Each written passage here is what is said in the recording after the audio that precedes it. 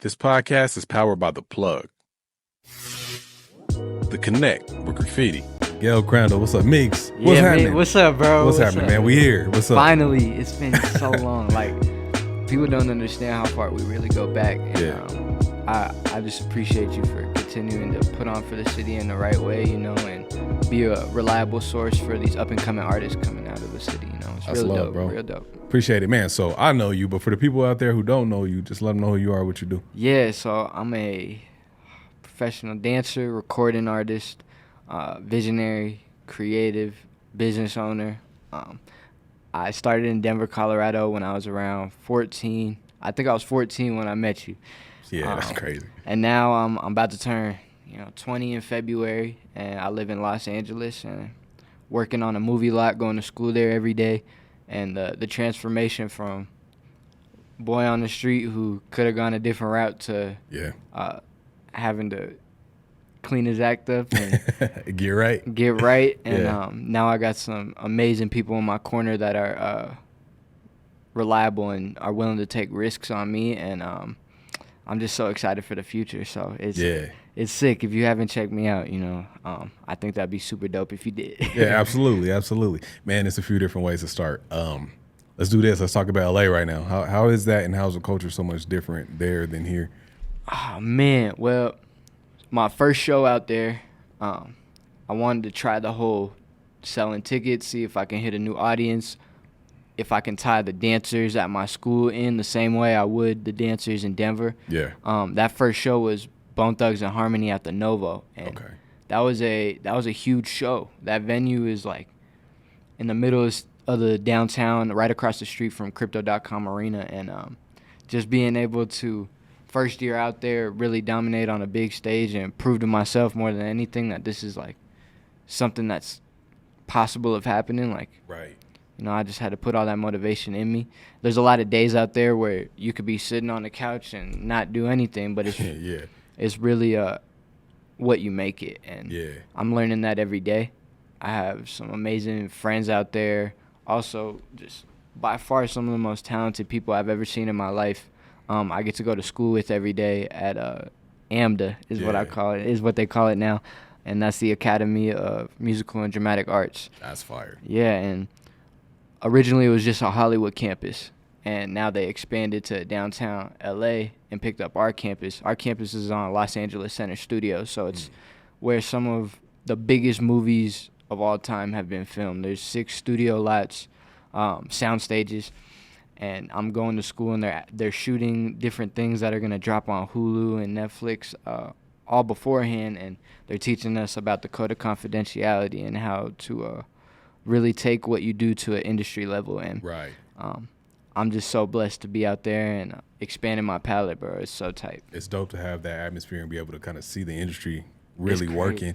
What made you make that jump? I ask that because I'm kind of in the space too, and a lot of our fellow creatives out here in Colorado know, like, as much as I love Colorado, we're not walking onto like production sets and movie lots and the things like that you will get in like LA or Atlanta. Absolutely. And until you actually experience it, which I've been doing a lot of work back and forth.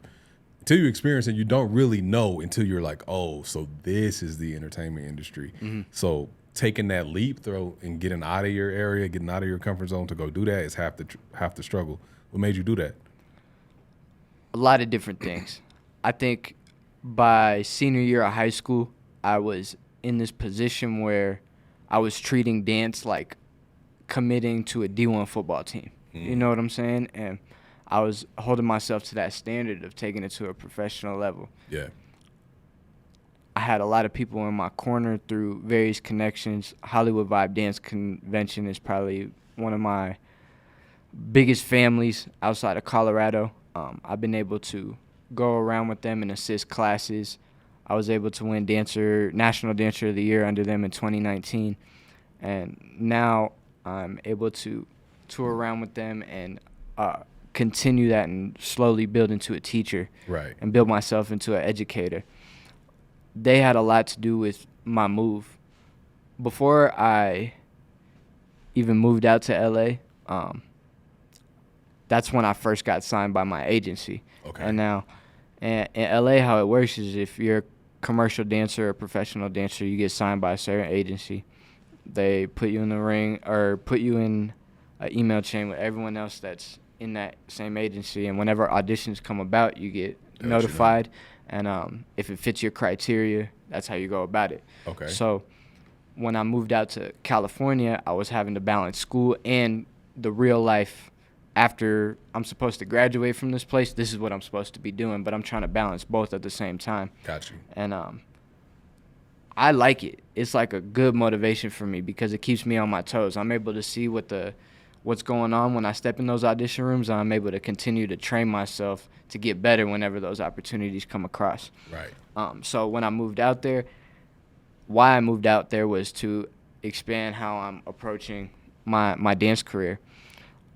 Through that, I was able to find my love in music, and developing music. My latest album that released last year is called Hollywood is Heaven. Word. And it kind of talks about the ups and downs of Hollywood. You go out there and it looks beautiful. It looks like heaven, but unfortunately, sometimes it's the place of where some of our favorite celebrities take their last breath, and there's different realities to it.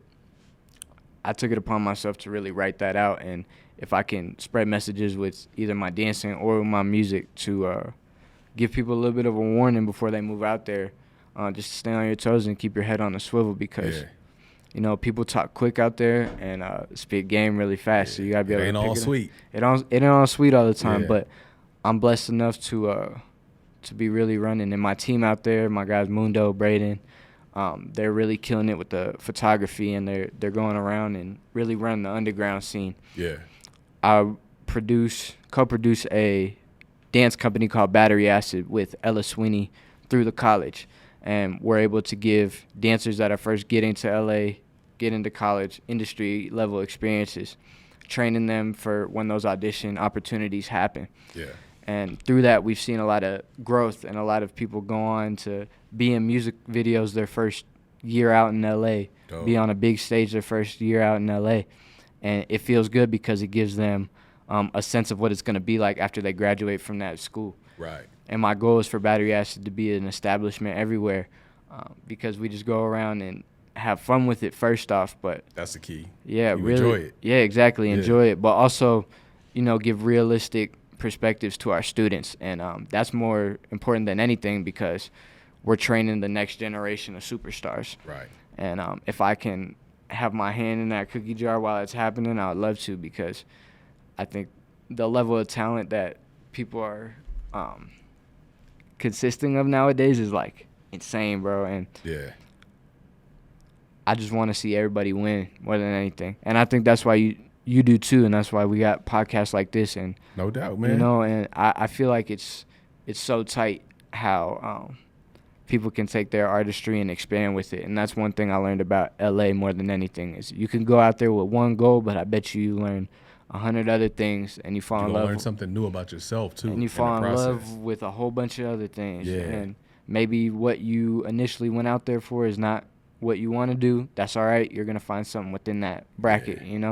I've taken myself out of performing and dancing a lot and choreographing more, and that is like where I enjoy it the most. But also, I'm able to see the whole picture and help dancers train. So when they're in a room with, a huge choreographer, they're on and they're not slipping up, and let me ask you though. Yeah. So the actual industry of dance, man, I ain't even gonna sit here and pretend like I know anything about the dance community or dance world or industry or any of that. But let's just take it back, man. Well, you just dancing in the mirror one day when you were 2 or something? Like, this is my dream. Or how did that happen, man? How'd you get immersed in the dance world? My dad was a drummer. My mom was a dancer. Got it. And so I was born with a rhythm, Okay. Like there's baby pictures of me with like a drumstick and a maraca, But when I first fell in love with dance, there was an album by Chris Brown called Exclusive. Got you. And in the CD, it came with a tour video. So I'd always watch that tour video. And I would try to mimic the dance moves in the living room. I was trying to do backflips off the couches. Yeah. Mom was like, "You're wild." Yeah. My first dance class, kind of when I was like 8, I tried it. I liked it. Then I moved into other things. I'm like, I'm a black belt in Shotokan Karate, so I really pursued karate first before dance. And I think that helped a lot when I went into dance. Yeah. my first dance class was an audition for Denver School of the Arts, and I got in 6th grade, and I was there for 7 years till I graduated. Fire. And but I really started taking it serious around 7th grade, and when I joined my studio, EVQ Dance Studio, that's when I started taking classes more serious, and I was training at school and I was training at home, and then sometimes I was training till even 1 o'clock in the morning with dance crews I was on. Through that, I was meeting people through dance conventions. Hollywood Vibe was a big one. Yeah. My mentors are some of the biggest choreographers in the industry, and I'm so grateful that they're in my corner, but I value what they have to say more than anything, because I know at the end of the day, like, they're saying it for a reason. They're spitting game at me for a reason. Guidance. Yeah, guidance.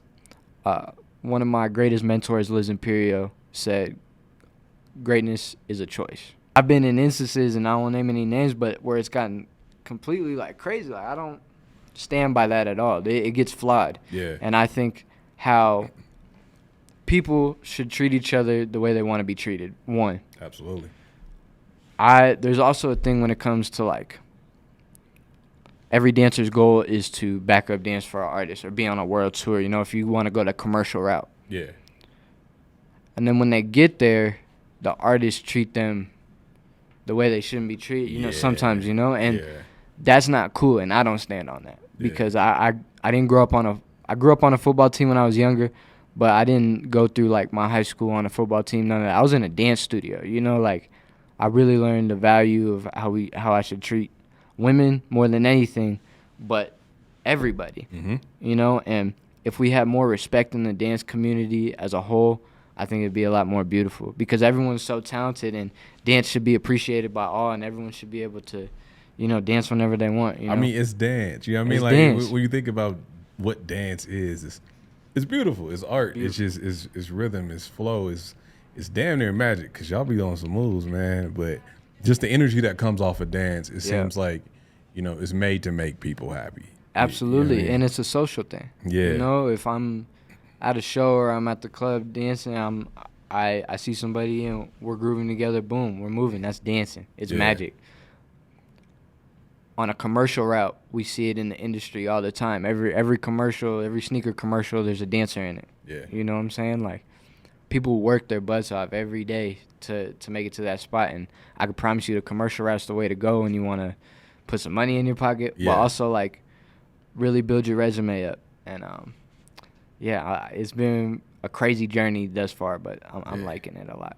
All right, man. So let's fast forward. So artistry, as far as a musician, music artist, you know what I'm saying? I was just listening to some of your music's fire. Thank you. Bro.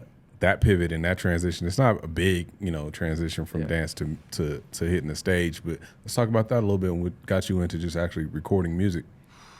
Man, a lot of different things. I think the part that I missed out was I would go around and back up dance for every artist in Colorado, almost, you know, and you would see me at a show with one artist, but the people that discovered me was Top Flight Empire, Hypnotic, and King Tef. And Shouts to Top Flight. Shouts out to Top Flight. It's been a long time coming, you know, and I was going around backup dancing for everyone. I was seeing what I liked in artists, what I didn't like in artists, how crowds were responding.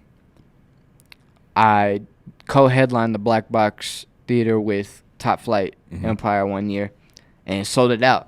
But I was just dancing to other people's songs for like an hour. I didn't even, like, perform my own music, you know? Ray Reed came to me and was like, bro, you put all those people in the room. Why don't you try making music? Yeah. You know, and I was like, yeah, I think I should. So then I went to Napalm.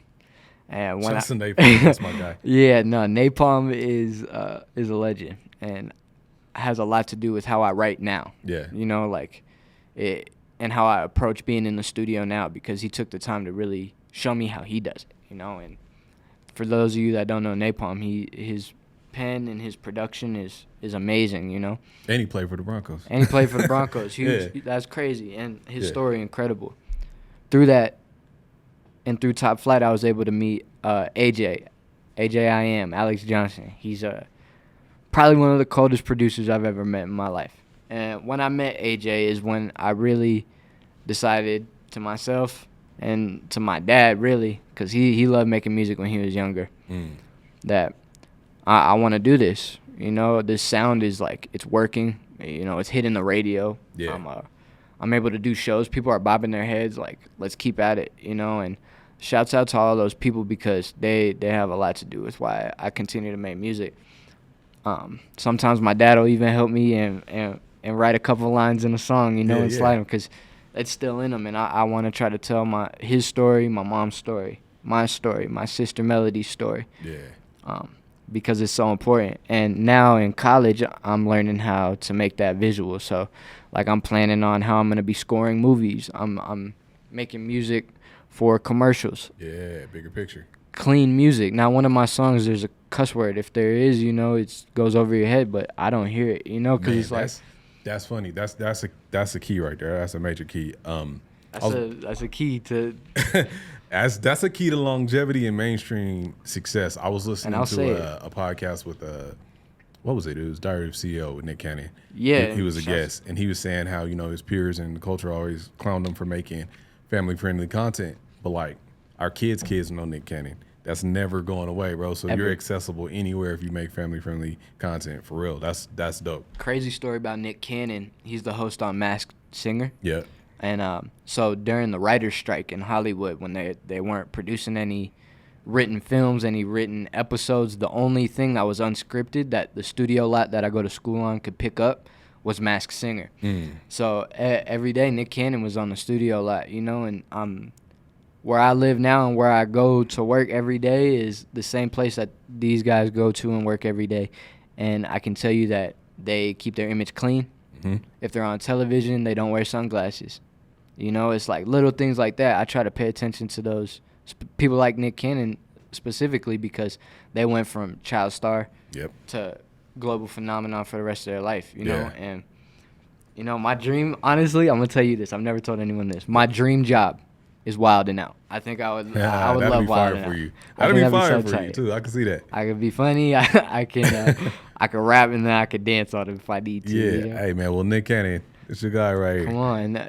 He just dropped a show. He's doing a new show where he's taking the next generation of artists and, like, it's kind of like a game show. Not a game show, like a see who's the best rapper, you know? And it's super tight. I like it a lot. Shouts out to Nick Cannon. Yeah. Definitely an idol of mine. Another idol of mine for sure, though, is Nipsey Hussle. Rest in peace. For sure. Heavy influence in your sound, your style. I see it. Thank you so much. I appreciate that. And no, it's cool going back to LA and seeing how much he did for his community, and I hope I could come back and do the same for mine, you know. Yeah. Word, man. So a little bit more into music and then we'll wrap. So, you know, the Latino community, man, Spanish music, Latin music. Yeah. It's just a vibe, bro. Like, you know what I mean? Like, it's a vibe. I love it. I love Bad Bunny. I don't know what the hell Bad Bunny's saying, but I'll be vibing to Bad Bunny. Let's just talk about just the culture and just Latin music, man. Wow. So this past semester, I want to say, it was like September, I did my first, like, global television performance in a morning show called Mañana Latina on Vision Latina Network. And Vision Latina broadcasts everywhere. And so, like, my auntie saw me on TV by accident here, and it was so tight. Like, moments like that I, like, prayed for as a kid, you know? Yeah. That sound and that natural instinct to start dancing when you hear it, like, it's so rare, and that's why I love making that kind of music. When J.C. Quinn first, like, exposed me to really doing the both English and Spanish recently, like, I've liked it a lot more. I dropped a song back in high school called Luz de Luna with Napalm. Napalm's actually on this song. Yeah. And it's probably one of my biggest songs. You know, it did the most numbers because people could remember it, you know, and they didn't know what I was saying, but they liked the way it sounded, you know. And I personally love paying homage to my mom's side of the family, you know, that does come from that, and I never want to shy away from that, you know. Yeah. My dream is to go back to Mexico and just really see, you know, how it is. And I was talking to Hypnotic actually about this, and it's been a topic of conversation if I should continue pursuing it or dive more into the culture of knowing about it first.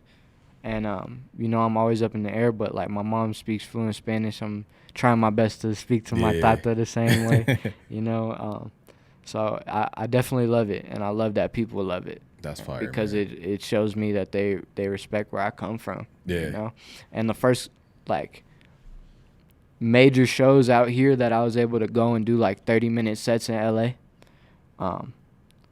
it was through a company that does concerts only in Southgate, California. Now, and Southgate is predominantly Hispanic, Latino. No one speaks English, you know? I don't speak a lot of Spanish, right? But I'm doing this 30-minute set of English and Spanish, and they're loving it. And the entire crowd, there's a lot of people. I want to say there's like 5,000 people bobbing their heads. Yeah. They're loving it, and it's so sick how it can impact so many people that don't even speak English. It's a feeling. It's a feeling. It's a feeling, man. That's It's a dope, message. bro. So, like I said, it's been dope just watching your growth and progression. Thank you, bro. And the fact that you're still so young and there's still so much time to do so much more, that's exciting to see, man. But if you could go, I usually say if you can go back and talk to a younger self, but you're young as hell.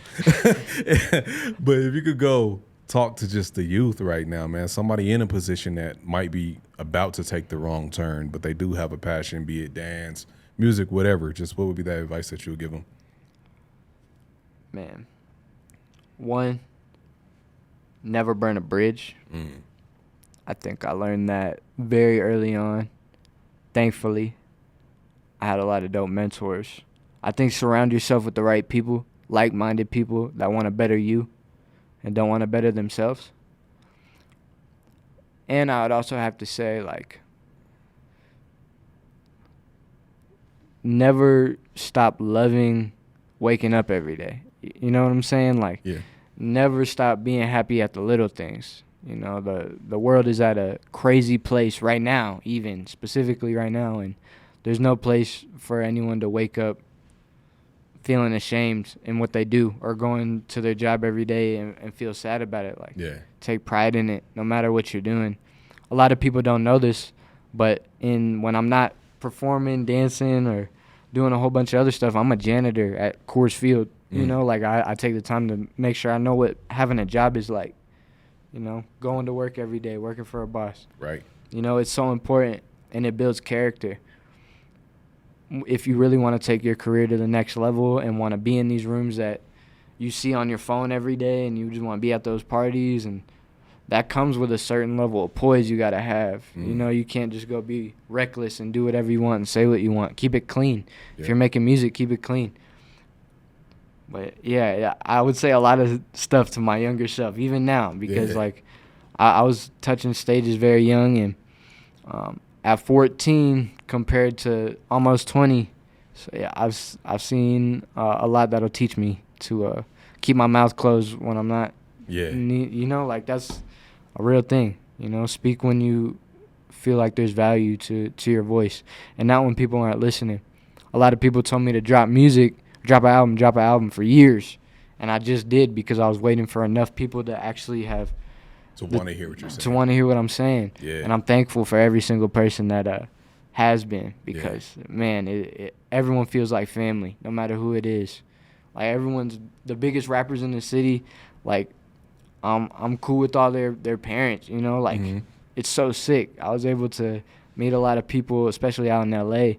I'm gonna tell a story before we head out, but, like, I met Benny Blanco. Okay, dope. And that changed a lot of perspective for me, right? And because I had to go up there and, one, be respectful of his time, understand that he's not gonna change my life overnight. A lot of artists have that impression, but giving them a memory to, like, last, telling them something that they're going to remember about you that they probably haven't heard from anyone else. That's important. Like, when you want to go meet a connection, make sure that connection is reliable and not fake or going to do you wrong. Last example, this happened recently. Thank you to Ellis Sweeney and Battery Acid for making this happen, but we did an MMA event called UNF, and I'm about to go up to go perform my song. UNF stands for Up Next Fighting. Okay. My song with Ray Reed is called Up Next. So they thought it was right that I perform it during the intermission. I got my mic. I'm ready to go on. I'm wearing a Nipsey jacket. I look to my right, and Steve LaBelle is just sitting ringside, that's right? fire. He's just sitting ringside. He's looking at me. I'm like, what's up, Steve? Like, in my head, I've studied this man my entire life, Yeah, right? yeah. Like, anything he does, and I go over, introduce myself, and he said, I used to manage Nipsey, right? And I was like, man, I've been studying you my entire life. Of course Steve. I know, yeah. He put his hand, Nipsey was on my heart. He put his hand on Nipsey. And he said, patted it 3 times. Yeah. Like, don't stop. Yeah. What's the plan, Miguel? What are we doing here? Yeah. How we working? I was like, well, I own this dance company. It's about to go perform. Everyone's got the choreo set. They've been rehearsing for weeks. I got this song that I'm hoping that the company will want to buy it or, want to take it to the next level, make it their theme song. Yeah. So I'm just testing it out. I'm going to perform. He's like, wait, you're rapping? I was like, yeah, I'm about to rap. But I also choreographed what's happening, what you're watching right now. That's what I'm talking about, telling them something they're going to remember that they're never going to forget. Right. But he also knew that I had been tagging him on everything leading up. He managed Bone Thugs. Yeah. We opened for Bone Thugs at one of the biggest venues in LA, and now I'm going to take the time to say this. I'm entered in his competition and if you tap the link to vote, it puts me in the running to have a potential meeting with his label, LaBelle Music Group, a $10,000 cash prize, and a billboard in Hollywood for 4 weeks. Fire. The judges panel is Steve LaBelle, Crazy Bone, Dave East, a bunch of legendary rappers, and if you guys would take the time to vote, that'd mean the world to me. Every vote counts, and absolutely. We'll put the link out there too, for sure. We're second in the group right now. We gotta get that first. Yeah, absolutely. That's dope, man. That's dope, bro. Man, I'm glad we was able to get this done. Me too. It's definitely more to come in the future. Big bro. But what's coming up, man? Besides, we need to get out there and vote for you for sure. Yeah, definitely vote. What you got coming up? A lot of things coming up. Performances in LA. I'm about to go to Boston, teach some classes. Hollywood Vibe is going down. We got a Denver stop. We got an Anaheim stop. Nationals in San Diego this summer. We also got something in the works that I'm very excited about. I'm actually working with my boy Daniel Chav. Yeah, man. And we're producing a film that shows the origins of Shotokan Karate. Fire. Yeah, I want to direct and produce a martial arts movie from a real-life perspective, the traditional Japanese training. My sensei is the only one outside of the Funakoshi family allowed to certify black belts. He's very high-ranked, and a Shihan is what they would call it. I want to show the correlation between karate and dance. That's fire. I love that, bro. That's fire. So we're definitely getting started on that. Yeah. Battery acid. Whenever there's a class in your state, go to it. Where I'm trying to train my dancers to become teachers, going back to their studios back home, maybe another studio, and build their resumes as choreographers. We put over, I want to say, 25 dancers on television this year, with over 50 million people worldwide. Battery Acid is doing it crazy, and I can't wait to continue flourishing that and really just remaining happy. You know, my sister's getting older. I feel like I'm getting old now. I'm getting sad, Yeah. But it's just fun being alive, and thank you for having me on. No bro. doubt, man. It's a pleasure having you. My guy, Miguel Crandell. Got you, bro. Yes, sir. Thanks, Connect. man. I'm Graffiti. Out.